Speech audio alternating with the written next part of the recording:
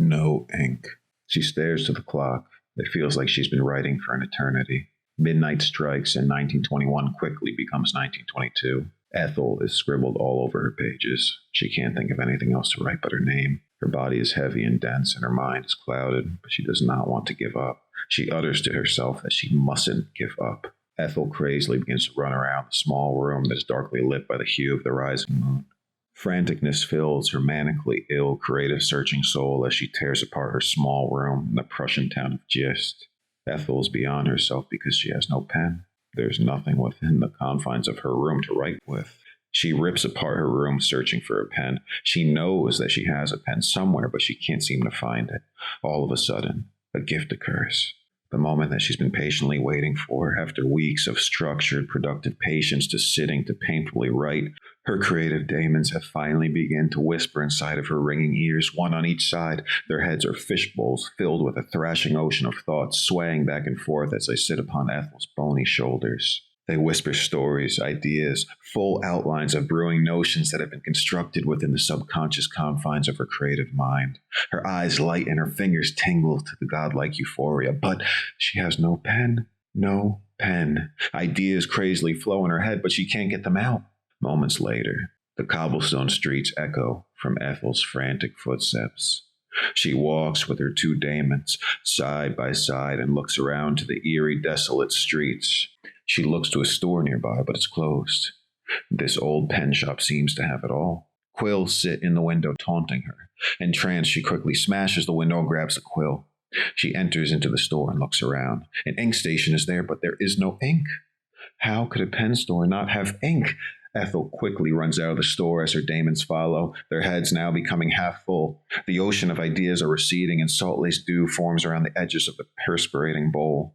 Her friends need water to survive, and she knows this. She crazily runs back to her hotel, up the quiet steps, and into her room. The pearl-colored paper taunts her. Her daemons begin to fade into the all-engulfing nothingness as she manically paces the room. All is becoming empty as salt water evaporates to the ceiling, then vanishing into vapor. She takes her old pen and begins to carve into the mahogany table. Sweat beads upon her forehead and tears fill her eyes. She feels the presence of her daemons fading, and then notices a trickle of blood upon the paper. It seems Ethel has a small cut from breaking the glass at the store. She quickly rises and takes the quill. She squeezes the blood to the tip of her finger with her opposite hand. Blood pools to the tip. She dips the quill into ink and quickly begins to write a sentence. The blood ink quickly runs out. She squeezes and squeezes her finger and attempts to write, but no more blood. A letter opener along with the metal wax sealer stare back to her with a glimmer from the bursting orange moon. She grabs the letter opener and without hesitation sticks it into her finger, then dipping the quill and writing with her blood. Euphoria fills her as a purging release occurs. Her daemons again appear in her ear. She feels it. She hears it. The bowl fills and the ocean rocks the daemons as they surf upon the creative stream of bliss, happily perching on each side of her shoulder, whispering and singing into Ethel's hungry ears. Ethel finally has the tool to release all that she has worked towards. It's in her hands. It's in her ears. And now, finally, engulfs her. But the blood is running out.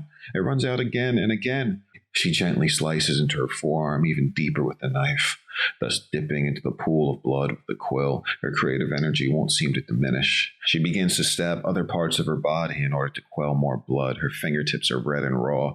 There has been a drought. Ethel looks to her heavy pulse in her wrist. She ponders as the beating bursts through her skin, calling for her. She looks to both shoulders and sees that the life tanks that her daemons inhabit are quickly becoming empty. Her pulsing vein within her wrist calls to her, and without hesitation she gently slices her wrists, writing and writing.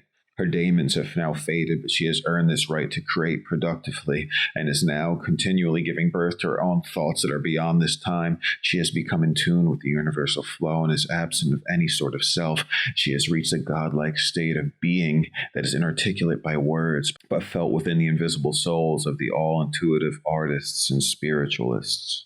Her writing begins to slow as the blood loss starts to drain her energy. She needs water or food, but she grabs a tall bottle of Fernet and chugs down. Her blood instantly thins from the herbaceous alcohol and pools upon the surface of each small inflicted wound. Her body begins to become transparent as she loses more and more blood. The page is filled with red cursive letters. Ethel has no desire to give up. She still cuts and cuts deeper and deeper, finally nicking some veins. Her body, too, begins to dissolve with the daemons as it frantically writes, fading into her leather-bound notebook stained with blood. She writes and writes. She writes and becomes more and more transparent, white as lace. Her daemons dissipate into thin air, and so does she. The 2 glass bowls that once sat on her shoulders crash to the ground, and she too becomes the salt-misted vapor. A pool of viscous blood sits in the room, accompanied by an empty chair, but the lines within the notebook were filled with something too great to be spoken upon. Ethel gave her blood to her craft and died.